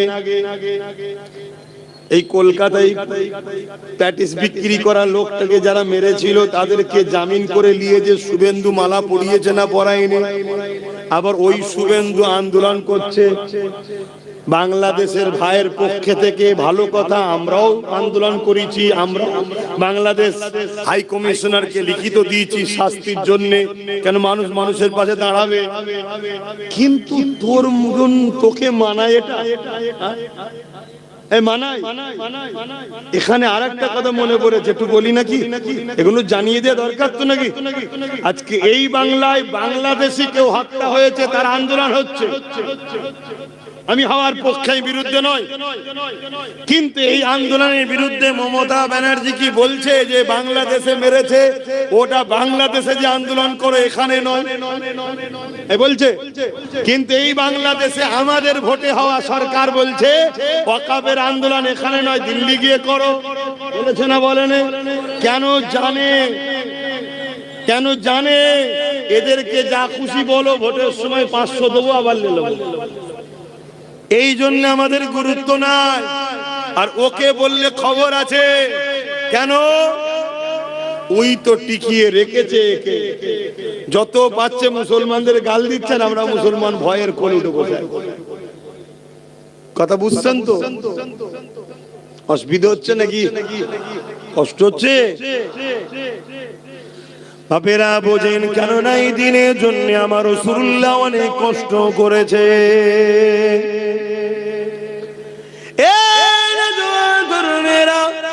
আল্লাহ নবী যখন ১,৫০০ বছর আগে ৫৭০ খ্রিস্টাব্দে মক্কা জমিনে যখন নবী আমার আগমন করলে, আল্লাহ নবী বড় হতে লাগলে, বড় হয়ে দেখতে লাগলেন মক্কার বাপগুলো নিজের মেয়েগুলোকে জেন্ত পুঁতে দিতে লেগেছে। আল্লাহ নবী বড় ব্যথিত হতে লেগেছে, নবী আমার বড় কষ্ট পেতে লেগেছে। মক্কা জমিনে ছেলেরা নিজেদের মায়ের সঙ্গে নোংরা কাজ করতে লেগেছে। এ যুবকেরা, তরুণেরা, শাম থেকে শুরু করে, পারস্য থেকে শুরু করে, রোম থেকে শুরু করে এইভাবে নারীদেরকে অবজ্ঞা করা হতে লেগেছে। এইভাবে জমিনের উপরে সন্ত্রাসবাদীদের দাবদাবা বেজে গেছে, অন্যায় অত্যাচার স্টিম লড়া চলতে লেগেছে। এই দুনিয়ার গরিব দুঃখী অসহায়গুলো বাজারে আলু পটলের মতো বিক্রি হতে লেগেছে। যাদেরকে ধনীরা খরিদ করে নিয়ে যে তাদের উপরে অমানবিক অত্যাচার করছে, তাদেরকে হত্যা পর্যন্ত করতে লেগেছে। এই দৃশ্য দেখে আল্লাহ নবী বড় ব্যথিত হতে লাগলো। ৪০ বছর বয়স হয়ে গেল, আমার আল্লাহ পাক নবী পাকের উপরে ওহী নাজিল করে দিলে, নবী আমার দ্বীনের প্রচার শুরু করে দিলে, মানুষকে ন্যায়ের দিকে ডাকতে লাগলে, নারীদের অধিকারের জন্য কথা বলতে লাগলে, নারী হত্যা বন্ধ করার কথা বলতে লাগলে, গরিবদেরকে অধিকার দিবার কথা বলতে লাগলে। মানুষ কখনো মানুষের প্রভু হবে না, মানুষ কখনো মানুষের কিদদাতি হবে না, মানুষকে আজানের কথা আল্লাহ নবী বলতে লাগলে। এই জমিনের উপরে একদল লোক আছে, ক্ষমতার জোরে মানুষের প্রভু হয়ে থাকতে চায়। তারা দেখতে লেগেছে মুহাম্মদ রাসূলুল্লাহকে কি করে রুখা যায়। যদি না রুখা যায়, মুহাম্মদ রাসূল ইনসাফের কথা বলে, ইনসানিয়াতের কথা বলে, গরিবের পক্ষে কথা বলে, নারীর অধিকারের কথা বলে, মানবতার কথা বলে, মানুষ কখনো মানুষের কিদদাতি হবে না, এই কথা মুহাম্মদ রাসূল বলে। তাই তারা আমার নবী পাককে রোকার জন্য, এ যুবকেরা, তরুণেরা, আল্লাহ নবীর উপরে অনেক অত্যাচার করেছে। কাবার সামনে নবী দ্বীনের মেসেজ দিচ্ছিল, আবু জেহেল এসে আমার নবী পাকের গায়ে হাত পর্যন্ত তুলে দিয়েছে। এ নবীর উম্মতেরা, একবারও কি তোমার দিল কাঁদে না? তোমার রাসূলের দ্বীনের জন্য তোমার কি মন একবারও কাঁদে না? যে রাসূলুল্লাহ তোমার আমার কাছে 3টে জিনিস রেখে গেল। প্রথম নম্বর হলো কিতাবুল্লাহ, আল্লাহ পাকের কোরআন। দ্বিতীয় নম্বর হলো সুন্নাতে রাসূলি, আমি রাসূল আমার সুন্নাত। 3 নম্বর হলো আহলে বাইতি, আমি নবী আমার খানদান। কিয়ামত পর্যন্ত এই 3টেকে যারা মুহাব্বতের সঙ্গে মজবুত করে ধরবে, দুনিয়া তো অসুবিধা হবে না, আখিরাতও চিন্তা থাকবে না।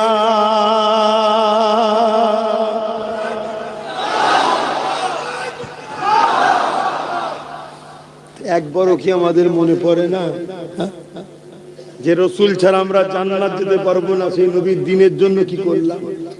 এর দলের জন্য, ওর দলের জন্য, তার দলের জন্য কি না করছি আমরা? আমার রাসূলের দ্বীনের জন্য কি করি?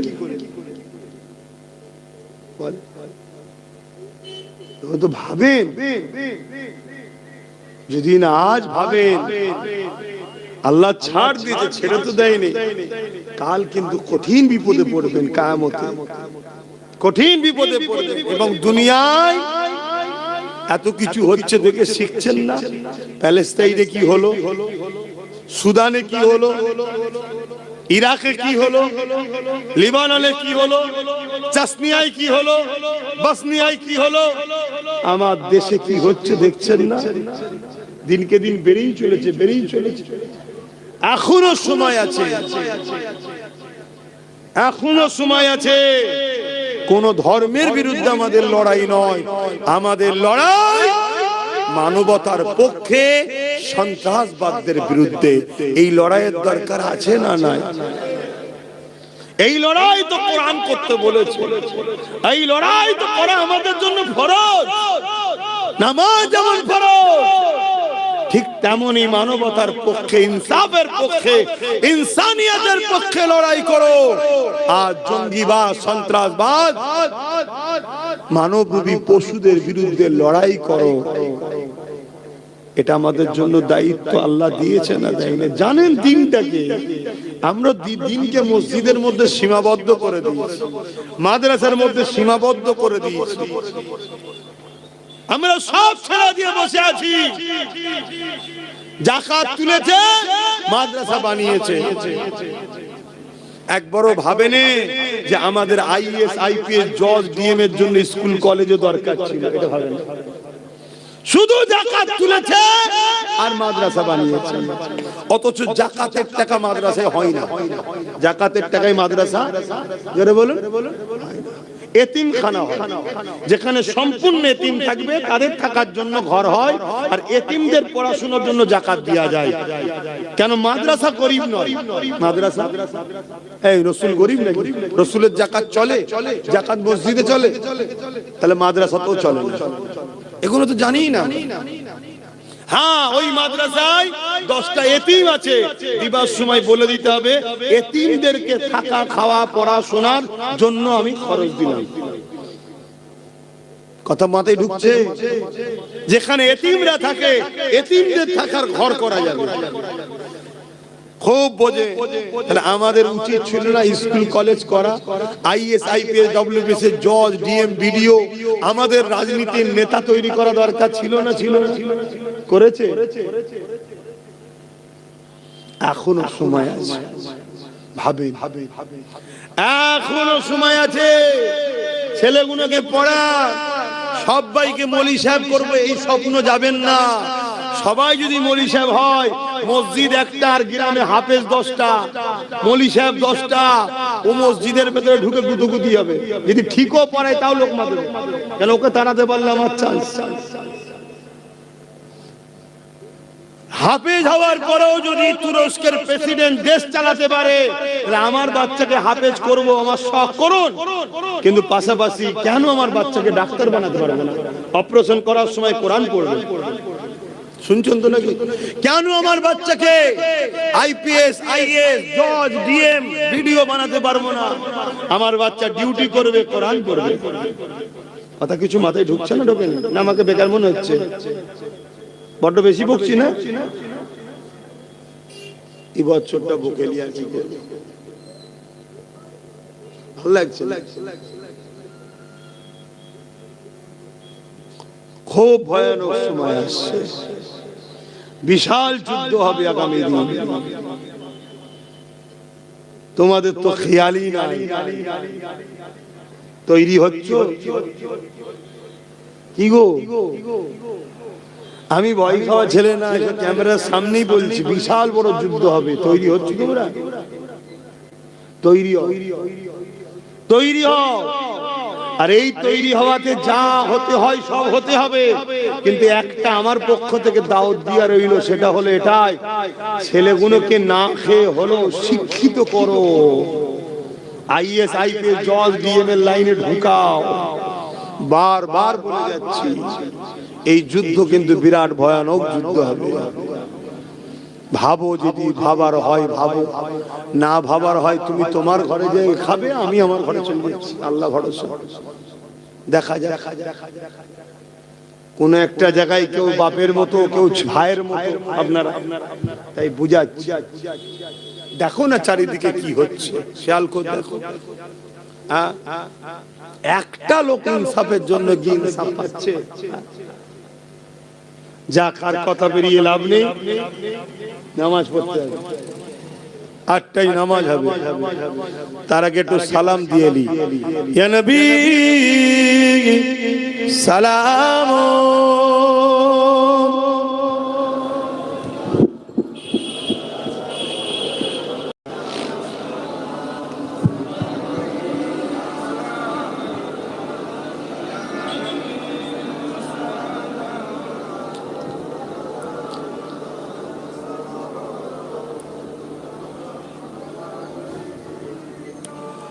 طلع البدر علينا من شنيات الوداع وجب الشكر علينا ما بغى لله يا نبي سلام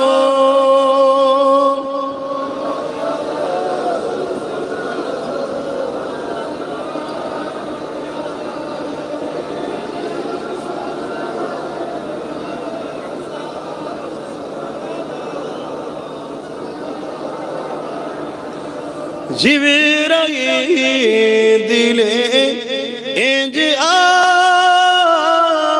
আওয়াজ খুলে দাও আসমানের দুয়ার এসেছে নবী ঈদের সরদার করিতে আল্লাহ আরো দিদার নবী সালাম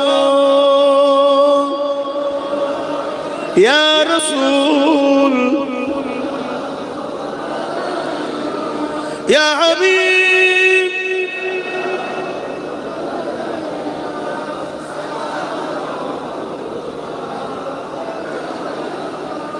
পড়িল আল্লাহ আরো বাণী পোহালো দুঃখে রজনী হইল জগৎ অনুরানী আমিনার অনির্মণি ইয়া নবী সালাম ইয়া রাসূল ইয়া হাবিব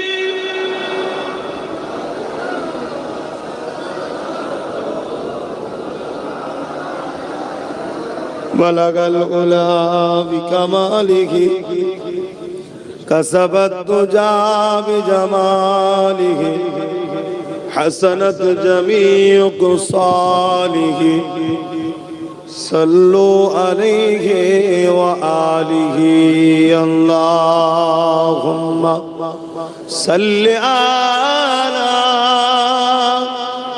سيدنا مولانا محمد وعلى آله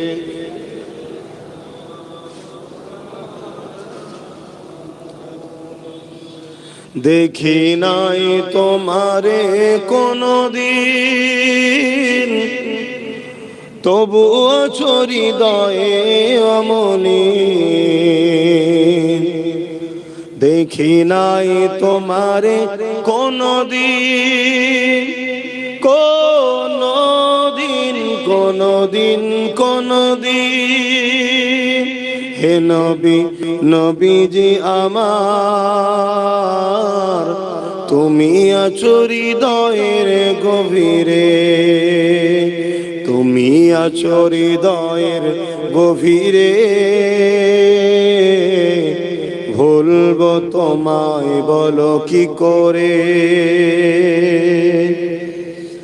কোরআনের পথ খুঁজেছি হে নবী তোমায় তত চিনেছি কোরআনের পথ খুঁজেছি হে নবী তোমায় তত চিনেছি কোরআনই জানিয়েছে আমায় ورفعنا لك ذكرك হে নবী নবীজি আমার তুমি আছো হৃদয়ের গভীরে আল্লাহুম্মা সাল্লি আলা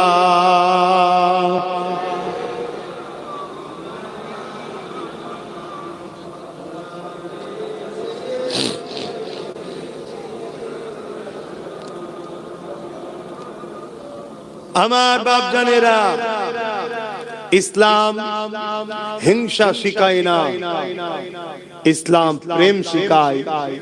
তবে ইসলাম জালিমদের বিরুদ্ধে, গাদ্দারদের বিরুদ্ধে, চরিত্রহীনদের বিরুদ্ধে, নারী অত্যাচারীদের বিরুদ্ধে, সমাজ বিরোধী, সভ্যতা বিরোধী, এক কথায় ইনসানের যে ইনসানিয়াতটা যখন শেষ হয়ে যায়, তাদের বিরুদ্ধে কিন্তু ইসলাম যুদ্ধ লড়াই করতে হুকুম দিয়েছে। কেন একটা জায়গায় 500 লোক আছে, খুব শান্তিতে বসবাস করছে, একটা লোক যদি ওর মধ্যে ফিতনাবাজ, দাঙ্গাবাজ, সমাজ বিরোধী হয়, এই একটা লোকের জন্য পুরো 500 লোকের ক্ষতি হয়ে যাবে। কথা বুঝে আসছে?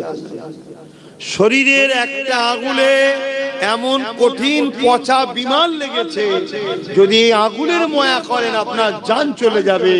বুদ্ধিমান তো সে যে নিজে থেকেই ডাক্তারকে যে বলবে আমার আগুলটা কেটে তা মানুষের মধ্যে এমন কিছু মানুষ পচা ব্যাধির মতো আছে, একটা মানুষের জন্য পুরো সমাজ আজকে সম্প্রীতি, ভ্রাতৃত্ব, মানব বন্ধন, ঐক্য নষ্ট হয়।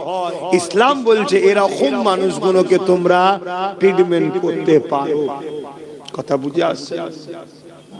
কিন্তু আবার ইসলাম বলছে যে দেশে বসবাস করো, তোমার মাতৃভূমিকে ভালোবাসো, মাতৃভূমির আইন ব্যবস্থাকে যথাযথ মর্যাদা দাও। তাই আমার দেশের আইন ব্যবস্থাকে আমরা সম্মান মর্যাদা দিয়ে আমাদের উচিত যারা আইনের রক্ষক তাদেরকে জানানো। তারা যদি না ব্যবস্থা নেয় তাহলে বুঝতে হবে আইনের রক্ষক যারা সরকারে বসে আছে তারাও ইসলামের বিরুদ্ধেই চলে গেছে। তখন আমাদের নিজেদের ঘরে চেষ্টা করে নিজেদের ক্ষমতা তৈরি করে নিতে হবে। কি গো, আমার কথায় একমত হতে পারছেন তো? একটু আল্লাহর ঘরে বসেই সাক্ষী দেন, পারছেন তো নাকি? একমত হাত লম্বা করে তুলবেন যারা একমত হতে পারে, আমি জোর করছি না। একমত হতে পারছেন তো? তাই আমার শেষ কথা, এই যে মসজিদ, একটা কত সুন্দর মসজিদ, একদম দুদিকে রাস্তার ধারে, এই মসজিদে আগামী দিন আজান হোক, মসজিদটা থাক, এটা চান তো নাকি? যদি চান তাহলে এই মসজিদ যেমন তৈরি করেছেন এই মসজিদের পাহারাদারকেও তৈরি করুন। আজকে ওয়াকাফ কালা কানুনের নামে পুরো দেশ জুড়ে ইসলাম পহচান মসজিদ মাদ্রাসাকে মিটাবার পরিকল্পনা হচ্ছে না? হয় না? এই জায়গায় বিজেপি সরকার মসজিদ মাদ্রাসা কোরআন দিনের পক্ষে না বিরুদ্ধে? আওয়াজ দে বলুন, বিরুদ্ধে। জালিম না জালিম নয়? বলুন, জালিম। আমার রাজ্য সরকার কেন্দ্র সরকারের আইনকে মেনেছে না মানেনি? এরা দুজন এক হলো না? হলো না? এরা দুজনেই মসজিদ মাদ্রাসা কোরআনের পক্ষে না বিরুদ্ধে? বিরুদ্ধে। সেই জায়গায় নবী বংশের ছেলে নওশাদ কোরআনের পক্ষে, দিনের পক্ষে, মসজিদ মাদ্রাসার পক্ষে না বিরুদ্ধে? যদি পক্ষে না হতো তো সুপ্রিম কোর্টে কেস করে লড়ছে কেন এখন? আজও যে মসজিদ মাদ্রাসা, ঈদগাহ, কবরস্থান গুলো দাঁড়িয়ে আছে, ওটা নওশাদের মামলাতে এখনো চলছে। তাই আপনাদের উচিত হবে একজন ধর্মগুরু হিসাবে, এটা কোনো অন্যদিকে নিলে হবে না, একটা ধর্মগুরু হিসাবে আমার ভালোবাসার মসজিদের পক্ষে যে দাঁড়াবে তার পাশে আমাদের দাঁড়ানো দরকার আছে না? না। তাই নওশাদের হাতকে শক্ত করার আহ্বান আপনাদেরকে জানালাম। আর এরা দুজন যে মসজিদ মাদ্রাসার বিরোধী করছে, এদেরকে ধ্বংস করার জন্য ওসিলা হিসাবে আপনাদেরকে ঐক্যবদ্ধ হওয়ার আহ্বানও করলাম। এটা করার অধিকার আছে না? ভাবছেন না তো হুজুর আবার এইসব রাজনীতির কথা কেন বললো রে বাবা? এটা ভাবছেন না? নবী দিবসের মেম্বারে ইসলাম বিদ্বেষীদের নিয়ে এসে, রাজনীতির নেতাকে নিয়ে এসে, তখন রাজনীতি হয় না? ইফতার পার্টির নামে আমার ধর্মের একটা বৃহত্তম ফরজ কলেমা, নামাজ, রোজা, 3 নম্বরে যেটা আছে, সেই ইফতার পার্টির নামে গপ গপ করে সারাদিন গিলেছে যেগুলো, সেগুলোকে নিয়ে এসে কি রাজনীতি নয়? ঈদগাহ কোথায়? ঈদগাহ, এটা ঈদগাহ নাকি? হ্যাঁ, এই ঈদগায় যখন ঈদের নামাজ হয়, মা বোনেরা আসে, আমার ধর্মের ঈদের নামাজে আমার মুসলিম মেয়ে আসতে পারে না। কলকাতায় ঈদের নামাজে রাজ্য সরকারকে নিজে রাজনীতি নয়? কোটি কোটি টাকা আমার তোমার ট্যাক্সের টাকায় দীঘাতে মন্দির করা, এটা ধর্ম নামে রাজনীতি নয়। কি গো, এই আজকে নিউ টাউনে 1100 কোটি টাকা আমার তোমার টাকা, জনগণের টাকা, দেশবাসীর টাকা, বাংলার মানুষের ট্যাক্সের টাকা জায়গা ধর্মের স্থানের জন্য দিয়ে দিল। অপরদিকে ওই নিউ টাউনে তোমার আমার গাটের পয়সায় মসজিদের টাকাকে জোর করে দখল করে রাজ্য সরকার হিটকোকে দিয়ে দিচ্ছে। তাহলে এরা মসজিদের দুশমন নয়? এরপরও যদি কোনো মুসলমান এদেরকে শক্তিশালী করে, তার ঈমান থাকবে? একটু ভাগ পাওয়ার তৈরি করুন। আগামী দিন বড় ভয়ানক। মৌলানা দরকার, ইমাম দরকার, ইমাম দরকার, কিন্তু ইমামের ফু দিয়াতে কেস হয় না। আর হুজুরের পানি পড়াতে তোমার জেল থেকে বেরিয়েও যাবে না। বার করার জন্য লোক দরকার, এটাও দরকার, ওটাও দরকার, দাওয়াও দরকার, দোয়াও দরকার। কি দাওয়াও দরকার, দোয়াও দরকার। আমরা নাই দোয়া করলাম, হুজুর মৌলী সাহেব মিলে দোয়া করছি, কিন্তু দাওয়াটাকে দেবে তা না। ওসাদের সাথে যদি আরো গোটা 30 যদি শক্তিশালী হবে না, কমবে? এটা ভাববে। যাক, আমি আর কথা বাড়াচ্ছি না, নামাজ পড়তে হবে। আমার মুরব্বী আব্বা জানগুলো রয়েছেন, আমার কথাতে কেউ কষ্ট পেলেন না তো? আমার পর্দার আলে মা গুলো শুনছেন, 1000-1200 টাকায় বিক্রি হয়ে যাবেন না। ওই কিছুদিন আগে বিহারে ভোট হয়ে গেল, আমার অনেক মা বোনেরা নেচেছিল বিজেপির মিটিং এ গিয়ে, খুব নেচেছে। একটা হাত মাথায়, একটা হাত কোমরে দিয়ে খুব নাচছে। 10,000 টাকা দিয়ে। কত? 10,000 টাকা। খুব নেচে।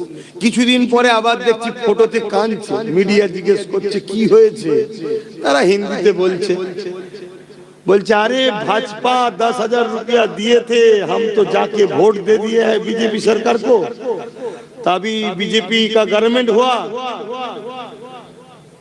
गवर्नमेंट होके हमारा ही घर तो रहे। 10,000 টাকা নিয়ে আমরা বিজেপি কে ভোট দিয়েছি, বিজেপি ক্ষমতায় এসে এখন আমাদেরই ঘর ভেঙে তুলে দিচ্ছে। কথা কিছু মাথায় ঢুকছে? তাহলে আজকে ওই 1,000-1,500 যদি আমার মা বোন যায়,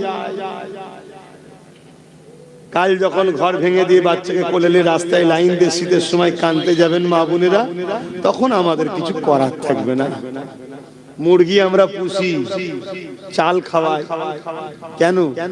কুটুম আসলে জবাই করে খাওয়াবো, তাই। কথা মুঝে ঢুকছে?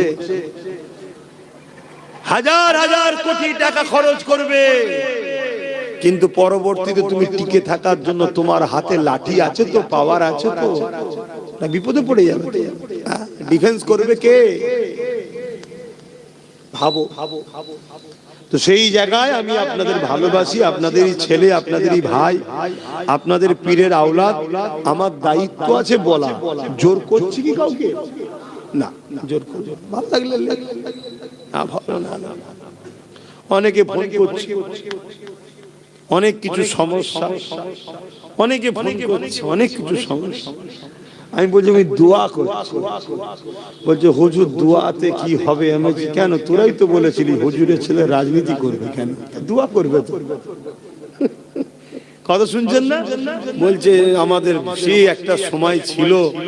আমি তাহলে জেগেছি যখন, চেষ্টা কর, চেষ্টা কর। সবাই মিলে আগে ঘরটা করি, তারপর তো ঘরের ভেতরে ঢুকে যে থাকবি, তখন ঠান্ডা লাগবে না কি? তো যাক, কথাই কথা বেড়ে যাচ্ছে, নামাজ পড়তে হবে। এই মাহফিল প্রতি বছরে হয়, এসেছি, ছেলেরা যাচ্ছে, একটু পকেটে হাত দেন, যা যা খুশি একটু শরীক হন, অসুবিধা আছে? যারা বাইরে রয়েছেন কি গো, কষ্ট পেলেন নাকি আমার কথাতে? একটু হাত তুলে দেখান না, আমার সাথে আছেন তো নাকি? বাইরের গুলো সাথে আছেন তো? আলহামদুলিল্লাহ। যদি না থাকেন তাও আমার অসুবিধে নাই, দেখে খুশি হলো, দেখে খুশি হলাম। দেন। আবার হঠাৎ করে শুনছি নাকি 2 দিন ঈদের ছুটি, 2 দিন কুরবানির ছুটি দিয়েছে নাকি? তা টোপে টোপ টোপ মাছ ধরতে গেলে কি লাগে? টোপ টোপ টোপ টোপ। যদি বংশী একবার লেগে যায়, ও সারা রাত পুকুর খেত ঘুরিয়ে লাস্টে কড়াতেই তুলবে। আর মনে রেখে দিও, যতটুকু যা হচ্ছে একটা ছেলের চাপেই হচ্ছে। কেন? মিজাজ নিলেই বলছে ভাইজানের কাছে চলে যাচ্ছি তাহলে অমনি বলছে না রে আব্বা শোন শোন শোন শোন কি লাগবে বল কি লাগবে বল। তাহলে বিরোধী থাকা ভালো না খারাপ? ও যত শক্তিশালী হবে তত বাজারে তোমাদের ডিমান্ড বাড়বে, শুনছেন তো? তত ডিমান্ড বাড়বে। তেজপাতা হয়েও না, নুন হও নুন। শুনতে খারাপ লাগে কিন্তু নুন এত খতরনাক জিনিস, না দিলেও বিপদ আর বেশি দিলেও বিপদ। কথা বুঝে আসছে? না দিলেও বিপদ, বেশি দিলেও নুন। শুনতে খারাপ লাগতে পারে কিন্তু সারা রাত বাইরে পড়ে থাকে দোকানের, কেউ ঘাটতে আসে না, কেন ঘাটলেই বিপদ আছে। তো যাই হোক, আমার দায়িত্ব বুঝালাম, যদি বোঝেন আর আল্লাহ যদি সাহায্য করেন, তোমার আমার বাচ্চা কোনো বেঁচে যাবে, তোমার আমার বাচ্চা কোনো বেঁচে যাবে। তোমার আমার বাচ্চারা স্কুলে যেতে পারবে না, এমনি তো স্কুল বন্ধ, 25,000-এর উপরে স্কুল বন্ধ। মুসলমানের ছেলেরা বা গরিব অমুসলিমরা তো প্রাইমারিতে স্কুলেই পড়ে। বড় লোক কজন আছে রে বাবা মিশন টিশনে পড়াবে, ঠিক না? পড়াশোনা শেষ। আর যদিও বা যায় সেখান থেকে বেঁচে আসবে কি শুধু তো সন্দেহ। আর যদি আসে সে তো ধর্ম টর্ম ছেড়ে দিয়ে আলাদা আলাদা কোয়ালিটি হয়ে যাবে। কথা বুঝে আসছে না? তাহলে এই জায়গায় কমসে কম তুমি আমি যদি একটু রুখে দাঁড়াতে পারি, আমাদের বাচ্চাগুলো বেঁচে যাবে। যাক, আমার নলেজ সিটিতে ভর্তি লিয়া হচ্ছে, যোগাযোগ করে যদি ছেলে পুলে থাকে ভর্তি করার করবেন। বিশেষ করে একটা খবর দিয়ে যাচ্ছি, এতিম বাচ্চা যদি থাকে কারো জানাশোনা, একটু যোগাযোগ করুন। 4 থেকে 8 ক্লাস, মাদ্রাসা নয়। হ্যাঁ, কিছু ধর্মীয় শিক্ষা থাকবে কিন্তু জেনারেল লাইনের শিক্ষা, বাংলা মিডিয়াম। পশ্চিমবঙ্গ যে বোর্ড বাংলা, ওই বোর্ড 27-এ ইংলিশ মিডিয়াম খুলবো, দিল্লি সিবিএসই বোর্ড, তার কাজও চলছে। আর দাদা হুজুর আমার একা নয়, আপনাদের সবার যারা আমাকে ভালোবাসেন, ভালোবাসেন তো নাকি? অনেকে আছে তো নাকি যারা ভালোবাসেন, বছরে 1000 করে টাকা মা বাপ ভাই আর মা বোন 500 করে টাকা আমায় দেওয়া যাবে। এখন নয়, যে কোনো শুক্রবারে দরবারে যাবেন, 1000 টাকা নিয়ে যাবেন, ওখানে বিস্তারিত আলোচনা হবে। একটা বই করে দেবো, সেই বইয়ে তুলে আমি সই করে দেবো যে আমার অমুক বাপ অমুক ভাই 1000 টাকা আমাকে দিয়েছে। আবার পরের বছরে 1000, আবার পরের বছরে 1000, পার বছরে 1000 করে টাকা এই ছেলেটাকে দিয়ে যাবে না? তোমার বাড়ির ছেলেটাকে দিচ্ছ, সময় দেবে না? যদি ভাই ছেলে মনে করো বাপেরা দেবে না, আর যেসব ভাই ভাই মনে করো দেবে না। তোমার টাকাটা আমি নিচ্ছি কি জন্যে? তুমি আমি সবাই এক হয়ে নলেজ সিটিকে তৈরি করবো। একা দ্বারা সম্ভব নয় রে ভাই। একটা ইংলিশ মিডিয়াম স্কুল এবং হোস্টেল সহ 15 কোটি টাকা খরচ, কি করে পারবে? সম্ভব? কিন্তু আমরা সবাই যদি এক জায়গায় হই, কারো গায়ে লাগবে? কারো বছরে 1000 গায়ে লাগবে? কিন্তু হু করে হয়ে যাবে। এটা বলে গেলাম, যদি চাও যে কোনো শুক্রবার দরবারে যাবে, 1000 করে টাকা নিয়ে যাবে, ওখানে যে আলোচনা করব, নিজে হাতে বই করে তোমায় সই করে দেবো যে তুমি আমার নলেজ সিটির সঙ্গে জুড়লে। আর মা বোনেদের জন্য 500, ছেলেদের হাতে বা স্বামীর হাতে দিয়ে পাঠাবেন, আমি বই করে সই করে পাঠিয়ে দেবো। আবার 1 বছর পর দেবো, ওই বই নিয়ে যাবেন, আবার টাকা 1000 নিয়ে যাবেন, আমি তুলে আবার সই করে দেবো। আস্তে আস্তে আস্তে আস্তে তুমি দাও, আস্তে আস্তে আমি করি। একটা দিন তোমার আমার সহযোগিতায় ওই জায়গায় একটা জায়গা গড়ে উঠবে, তোমার আমার ছেলে মেয়েরা ওখানে হাজার হাজার পড়াশোনা করবে। আসেন, ছোট করে একটু দোয়া করি, নামাজ বাদ আরো জলসা আছে। আমার ইমাম সাহেব ভাই উঠবেন, তারপরে আরো কি আছে, আমার চাচাজান হুজুর পীর আল্লামা হোসেন সিদ্দিকী হুজুরের সাহেবজাদা মুআররিখিন ভাই তিনি আছেন, তিনি আসবেন, আখেরি দোয়া করবেন। আপনারা সকলে মাহফিল আবার হাজির হবেন নামাজ পড়ে। আমি এসে এলোমেলো কিছু কথা বললাম, তবে দিনের পক্ষ বলেছি। আপনারা কেউ সত্যি বেজার হলেন না তো? কষ্ট পেলেন না তো? দিনকে ভালোবাসুন। কারবার করতে হবে, ব্যবসা করতে হবে, রাজনীতি করতে হবে, দুনিয়াদারি করতে হবে, সংসার করতে হবে, রাষ্ট্র সব করুন, দিনকে ভুলে নয়। আপনার আমার গাফলতির জন্য জালিমরা মাথায় উঠে যাচ্ছে। আল্লাহুম্মা আমিন।